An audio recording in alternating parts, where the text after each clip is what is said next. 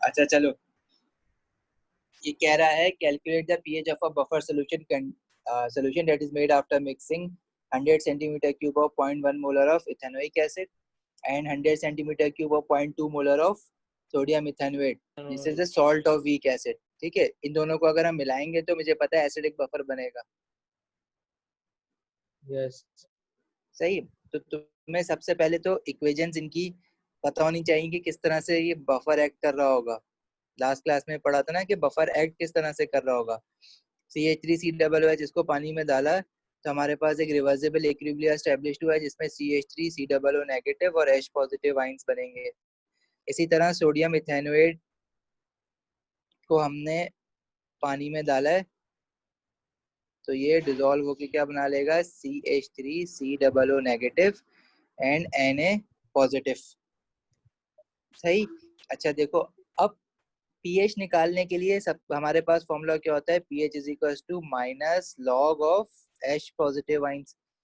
अब H positive ions हमें एक इक्वेशन से मिल रहा है जो कि ये है, और यहाँ पे रिवर्सिबल इक्विलिब्रियम एस्टैब्लिश्ड हो रहा है। तो इस इक्वेशन के लिए हम केसी की या केसी की एक्सप्रेशन निकाल सकते हैं, लेकिन हमने केसी की एक्सप्रेशन को कंप्रेस करके के बना दिया था अगर तुम्हें याद हो। लेकिन हम केसी से जी स्टार्ट सर। करते हैं ताकि रिकॉल हो जाए। Concentration of reactant divided by concentration of concentration of product divided by concentration of reactant. सही है। फिर हमने कहा था कि वाटर जो है वो क्योंकि इतना ज्यादा होता है और हमेशा सेम रहता है तो केसी के साथ जाके मिला दिया था। तो केसी इनटू के ए। कंसंट्रेशन ऑफ वाटर मिला के हमारे पास एसिड डिसोसिएशन कांस्टेंट बन गया था विच वाज के। CH3COO नेगेटिव, इसमें हो जाएगा H पॉजिटिव और नीचे यहाँ पे क्या हो जाएगा, एसिड CH3COOH। ठीक है, Kc into concentration of water, ये हो गया था हमारे पास concentration of acid dissociation constant. अच्छा, Ka के बाद अगर इसको मैं जनरलाइज लिखूं कि ये हमारे पास ये जो आया है ये सॉल्ट से आया था ना, इथेनोएट आयन। अच्छा अब चलो एक काम करते हैं, ये चीज देखो, हमारे पास ये जो इथेनोएट आयन है, अब अगर मुझे इनकी कंसंट्रेशन लिखनी है तो इक्विलिब्रिया तो देखो यहाँ पहली वाली इक्वेशन में एस्टैब्लिश्ड हो रहा है ना। अब आप H पॉजिटिव आयन की कंसंट्रेशन उठा लोगे यहाँ से और इसकी उठा लोगे और एसिड की उठा लोगे कंसंट्रेशन, लेकिन देखो हमारे पास जो उसने दी हुई है ये इनिशियल कंसंट्रेशन ऑफ एसिड दी हुई है। इसका क्या मतलब है कि मैं ये यहाँ पे नहीं रख सकता 0.1। रीजन क्यों, क्योंकि ये तो इनिशियल दी हुई है ना। याद है एएस जब इक्विलिब्रिया पढ़ते थे हम कहते थे कि यार जब रिएक्शन स्टार्ट होगा तो हमारे पास इथेनोइक एसिड जो है वो 0.1 मोल पर डीएम क्यूब है, लेकिन once the equilibria has been established, एक चीज लिखूंगा सब रिकॉल हो जाएगा।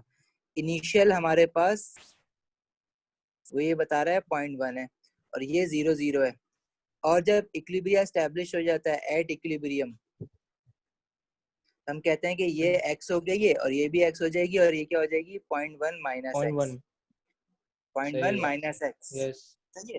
तो यहाँ पे after equilibria has been established मुझे असल में ये वैल्यू लिखनी चाहिए ना यहाँ पे एक्सप्रेशन के अंदर। जी सही है। सर। अच्छा अब दूसरी बात फिर हमने देखी कि यार ये वीक एसिड है, ये जो डिसोसिएट हो रहा है ना ये इतना कम हो रहा है, मतलब ये जो एक्स की वैल्यू है ना वो इतनी छोटी होती है कि 0.1 में से जब मैं एक्स की वैल्यू माइनस करूंगा तो मेरे पास आंसर राउंड ऑफ करके 0.1 ही बन रहा होता है। सही। तो इसलिए हमने कहा था कि यार इसकी डिसोसिएशन को हम इग्नोर करेंगे क्योंकि ये वीक एसिड है और 0.1 जो है ना, मतलब इस पूरे का आंसर जो है ना मैं अज्यूम करूंगा कि ये अराउंड 0.1 ही आ रहा है और मैं उठा के 0.1 ही लिख दूंगा यहाँ पे क्योंकि हमारे आंसर पर उससे कोई फर्क नहीं पड़ रहा होता। बात याद आई सही। कुछ? Yes sir. नहीं आई? आ गई याद।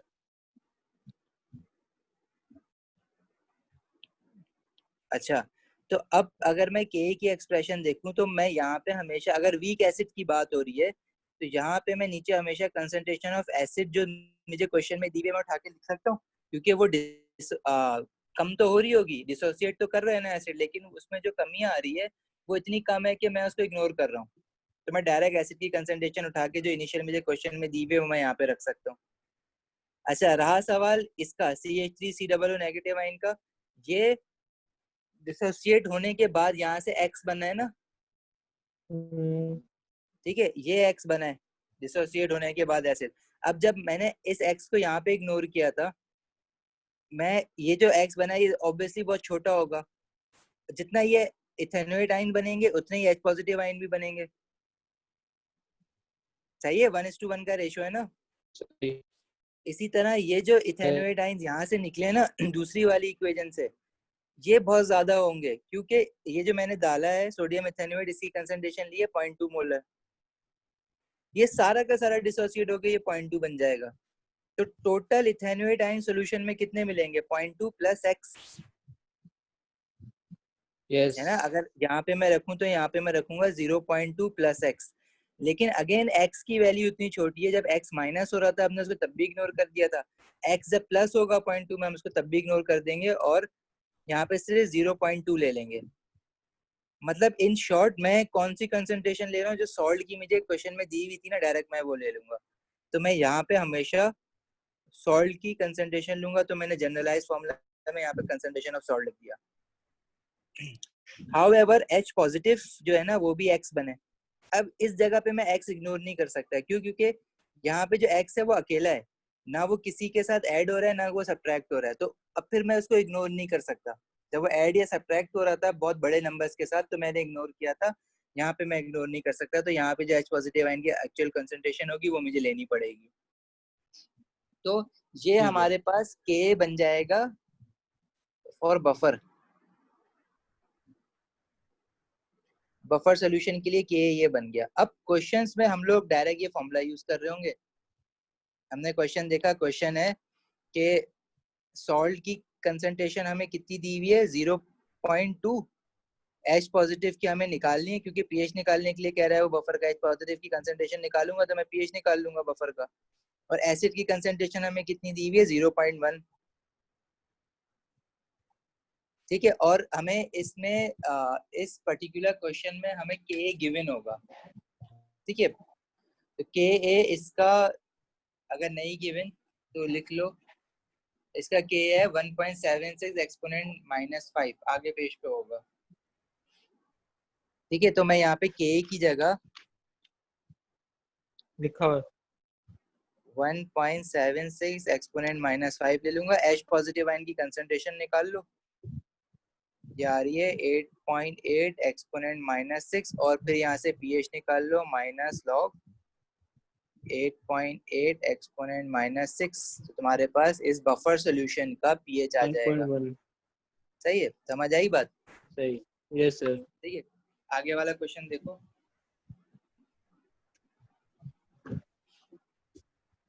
pH of sodium hydrophosphate 100 centimetre पे देखो 0.2 उसने और हमें 500 क्या दिया मिली। हुआ है? Na2HPO4 and NaH2PO4। ये दोनों सॉल्ट्स हैं जो कि बफर सॉल्यूशन बनाते हैं। इसका के उसने दिया हुआ है 6.3 एक्सपोनेंट -7 मोलर। ठीक है, H2PO4 का के दिया हुआ है उसने। अच्छा देखो, इसमें इसकी वॉल्यूम दी हुई है 100 सेंटीमीटर क्यूब, इसकी कंसंट्रेशन दी हुई है 0.2 मोलर। इसकी वॉल्यूम दी हुई है 500 सेंटीमीटर क्यूब और इसकी कंसंट्रेशन दी हुई है 0.3 0.3। मोलर। ठीक है, अब अगर तुम्हें याद हो ये दोनों सॉल्ट्स हैं बेसिकली। अब ये दोनों सॉल्ट बफर कैसे बनाते हैं? इनमें से यस एक एसिड एक्ट कर रहा होगा और एक एज अ बेस एक्ट कर रहा होगा। अब अगर मैं तुमसे पूछूं कि इसमें से एसिड कौन सा एक्ट कर रहा है, तो तुम्हें वो बात पता होनी चाहिए। NH2PO4। हाँ, Na2PO4। क्योंकि Na2PO4 को जब मैं पानी में डालूंगा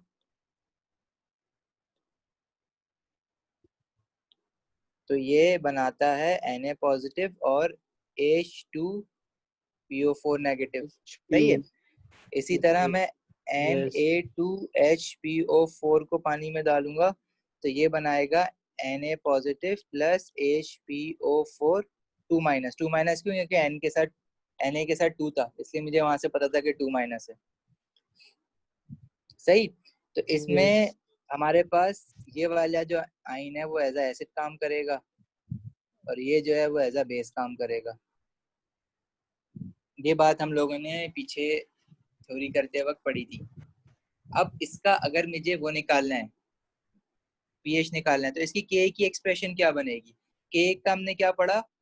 salt, concentration of salt divided by H positive ion divided by acid.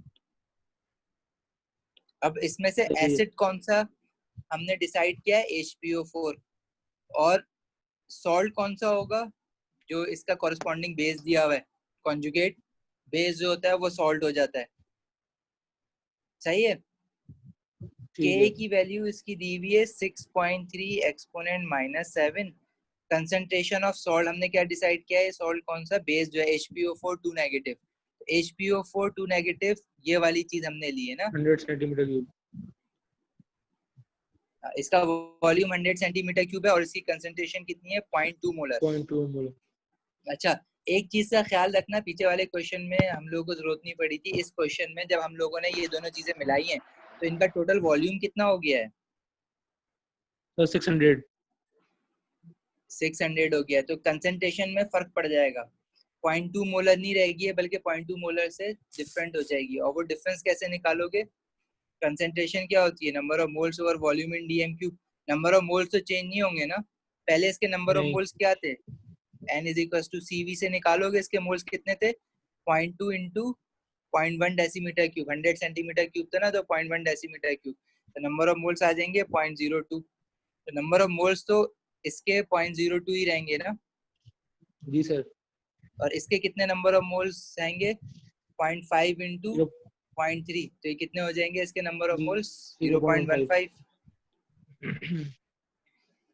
अब ये इसके बेस, या इसको मैं सॉल्ट कह दो, इसके 0.02 मोल जो है वो कितनी वॉल्यूम है?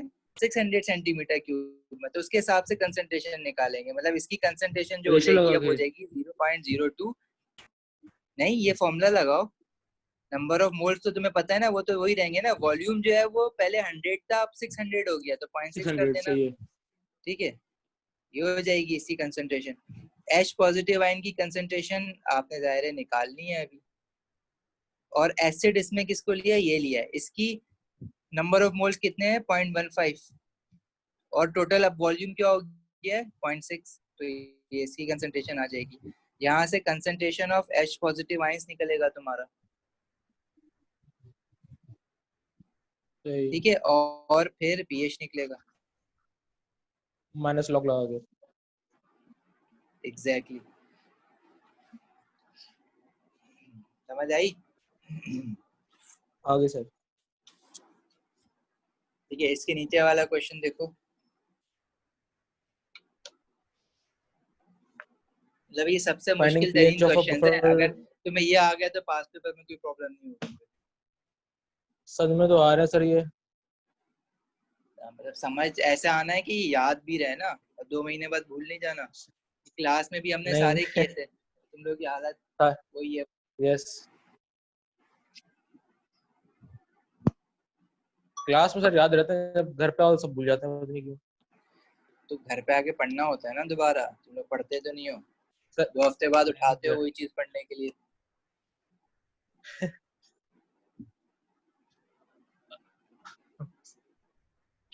अच्छा, ये क्वेश्चन है, find the pH of a buffer solution when 0.03 mole 0.03 mole of sodium hydroxide are added to 100 centimeter cube of 0.2 mole of ethanoic, बल्कि मिथेनोइक एसिड दिया हुआ है। ये मिथेनोइक एसिड है ना? यस। ठीक है, कंसंट्रेशन इसकी 0.1 मोलर है, वॉल्यूम इसका 100 सेंटीमीटर क्यूब दिया हुआ है।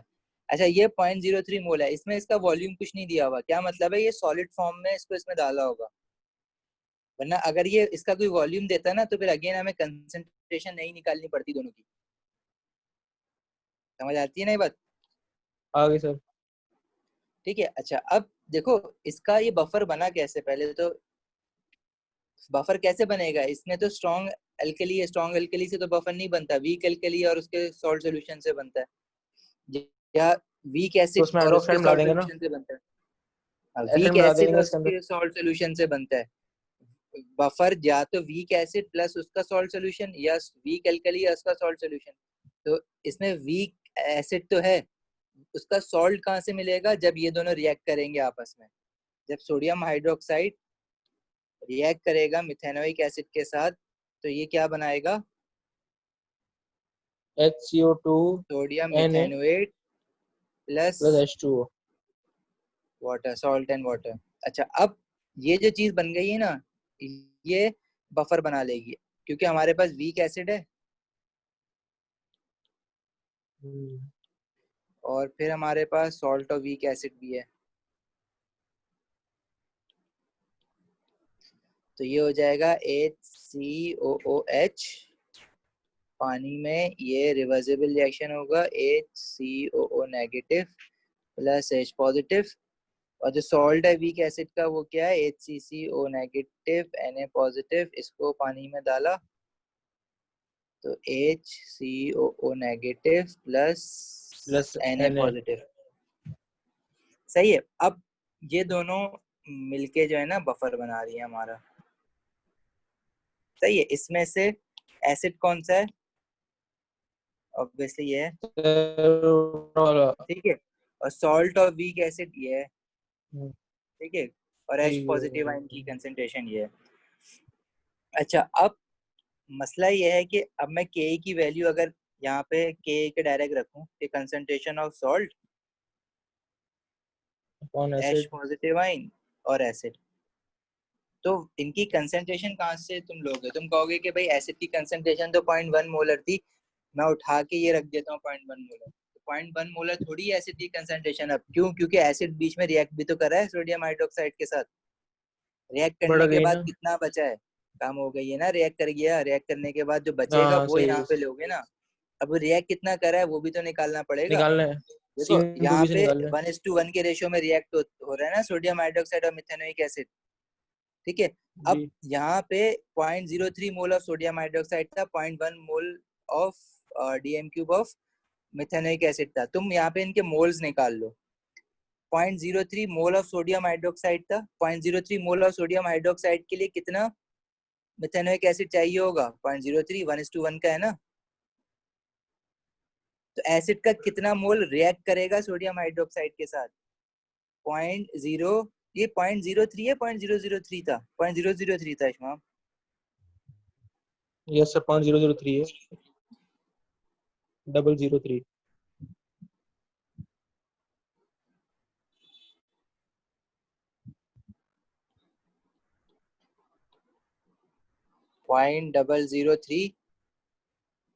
0.003 सोडियम हाइड्रोक्साइड को रिएक्ट करवाने के लिए मिथेनोइक एसिड 0.003 लग जाएगा। तो बचा कितना? मिथेनोइक एसिड ओरिजिनली कितना था हमारे पास? यहाँ पे देखो ये मिथेनोइक एसिड कितना था, एन निकालो, नंबर ऑफ मोल्स कितने थे मिथेनोइक एसिड के? कंसंट्रेशन थी 0.1 मोलर और वॉल्यूम थी 100 100 centimetre cube, H divide by 1000 कर दो, डेसीमीटर क्यूब में आ जाएगी। तो कितने मोल्स थे हमारे पास? 0.01। 0.01 मोल थे। 0.01 मोल में से 0.003 यूज हो गया, तो बचा कितना है? 0.01 माइनस 0.003। 7 एक्सपोनेंट -3 आ रहा है 7 एक्सपोनेंट -3 आ रहा है। अच्छा, जी। ये मोल बचे हैं। और कितने वॉल्यूम में ये मोल बचे हैं? वॉल्यूम टोटल कितना हो गया? वॉल्यूम तो सारा का सारा 100 सेंटीमीटर क्यूब ही है ना, क्योंकि ये तो इसका तो वॉल्यूम दिया हुआ ही नहीं था, मतलब ये सेम जीरो ही थी, है। ठीक है। तो इसका 100 सेंटीमीटर क्यूब यानी 0.1 डेसीमीटर क्यूब में इतने मोल्स हैं। तो एसिड की कंसंट्रेशन, ये वाले एसिड की जो रिएक्ट होने के बाद बचा है, उसकी कंसंट्रेशन क्या बन जाएगी? 7 exponent -3 mole divided by volume 0.1 decimetre cube. तो क्या कंसंट्रेशन बन रही है इसकी? 0.07। 0.07 मोल यस। पर डेसीमीटर क्यूब, मोलर। ये वाली कंसंट्रेशन जो है वो मैं यहाँ रखूंगा, ये वाली नहीं रखूंगा जो मुझे 0.1 ऊपर दी हुई थी। क्यों? क्योंकि उसमें से कुछ रिएक्ट कर गया था ऐसे। समझ आई ये बात? बड़ा घिच पे चेस में, हाँ ये बड़ी घिच पे चेस के अंदर। हाँ, गिच पिच जरा गौर से सोचो ना कि भाई एसिड तुम इनिशियल क्यों रखोगे, एसिड बीच में रिएक्ट भी तो कर रहा है सोडियम हाइड्रोक्साइड के साथ, जो रिएक्ट करने के बाद बचा है वो मैं के उसने बफर बनाया है, जो एसिड रिएक्ट करने के बाद बचा है स्ट्रॉन्ग एल्केली के साथ उसने बफर बनाया है, तो बफर जिसने बनाया है उसकी कंसंट्रेशन लूंगा ना मैं। इनिशियल में तो रिएक्ट कर गया, आधा खत्म हो गया उसमें से, टोटल कैसे ले सकते हो? सही। सही है। अच्छा अब और सॉल्ट सर के लिए पिछले क्या वाले क्वेश्चन में करोगे? हमने ये काम करा था। नहीं, इसमें पिछले वाले क्वेश्चन में ये पहली बार ऐसा काम कर रहे हैं। तो उसमें उसने क्या पूछा था सर हमसे? उसने उसमें बफर पीएच ने जो जीरो चीजें किया। डाली थी उससे डायरेक्ट बफर बना था। तो हर क्वेश्चन को दोबारा बार बार रिपीट पढ़ोगे ना तो फिर तुम्हें जाके समझ आएगी। ये मैंने लेक्चर रिकॉर्ड भी कर लिया है, इसको दोबारा भी सुन लेना, ठीक है? सही। फिर जी दोबारा से सर। सारे क्वेश्चन करोगे ना कि फिर इनको कंपेयर करना कि इसमें ऐसा क्या पूछा था, इसमें ऐसा क्या पूछा था। अब मुझे बात बताओ, सॉल्ट की कंसेंट्रेशन में कहाँ कौन सी वाली लूं? अब सॉल्ट तो मैंने डाला ही जो नहीं था यूज शुरू हुई में। ना। जो यूज क्यों हो गई, जो बना है सॉल्ट बफर में, जो यहाँ पे सॉल्ट ये वाला, एक तो ये वाली सोडियम चीज है ना, HCO। हाँ। और एक ये वाला, ये भी तो है ना। दो अब सवाल ये है कि है। मुझे इन दोनों की निकालनी पड़ेगी। देखो ये तो बहुत कम आएगा, ये तो इससे एसिड से डिसोसिएट होके आया है ना, ये तो बहुत कम है, तो मैं इग्नोर कर दूंगा। सारा का सारा मैं यहाँ से देख लेता हूँ, क्योंकि ये वाली जो है रिवर्सिबल इक्विलिब्रिया था, ये तो वीक एसिड की डिसोसिएशन की वजह से एक्स और एक्स जो आता है वो तो हम वैसे ही इसमें ऐड करते हैं ना, इस वाले में, नीचे वाले में, जो कि सॉल्ट से डायरेक्ट डिसोसिएट होके आ रहा होता है। नीचे वाली इक्वेशन जो इरिवर्सिबल होती है उससे जो डिसोसिएट होके आ रहा होता है उसके अंदर ऐड करते हैं ये वाला, तो हम एक्स तो वैसे ही इग्नोर कर देते हैं, हमें बस ये वाला पता लगाना है। मतलब इन शॉर्ट ये फुली डिसोसिएट होता है। तो अगर मैं ये पता लगा लूं ना HCO नेगेटिव या सोडियम मिथेनोएट तो सोडियम मिथेनोएट की जो भी यहाँ कंसंट्रेशन होगी वो सारी की सारी सॉल्ट की कंसंट्रेशन में डिसोसिएट हो जाती है, प्लस एक्स। ये एक्स मैं इग्नोर कर रहा हूँ तो मैं निकालूंगा ही नहीं। अब सोडियम मिथेनोएट कितना बना था वो आप यहाँ से देखोगे कितना बना था। अब वो कैसे देखोगे, सोडियम हाइड्रोक्साइड 0.003 मोल और सोडियम हाइड्रोक्साइड से कितना बना था, देखो ये भी 1:1 का रेशियो है, तो 0.003 मोल से 0.003 मोल ही बना होगा ना, मोल्स पता चल गए। तो इसकी कंसेंट्रेशन क्या होगी, कंसेंट्रेशन के लिए again number of moles over volume in DM cube. ये सारा का सारा सॉल्ट कितने वॉल्यूम में डिसॉल्व है, 0.003 100। कितने वॉल्यूम में डिसॉल्व है, टोटल 100 सेंटीमीटर क्यूब में, तो इसकी कंसेंट्रेशन आ जाएगी। बताओ कितनी आई?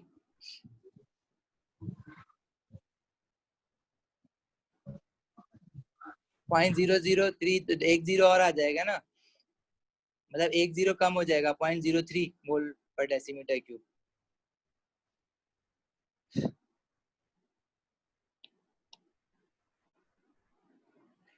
मतलब ये है ना 0.003 मैंने डिवाइड बाय 0.1 कर दिया, ऐसी कंसेंट्रेशन बन जाएगी। एच पॉजिटिव आयन मुझे निकालना है, और एसिड की जो है ये 0.07 मोल पर डेसीमीटर क्यूब। के इसका मुझे दिया हुआ है 1.6 एक्सपोनेंट -4। यहाँ से मैं एच पॉजिटिव निकाल लूंगा और एच पॉजिटिव आ जाएगा तो मैं पीएच निकाल लूंगा। सही है अशमाम? जी सर।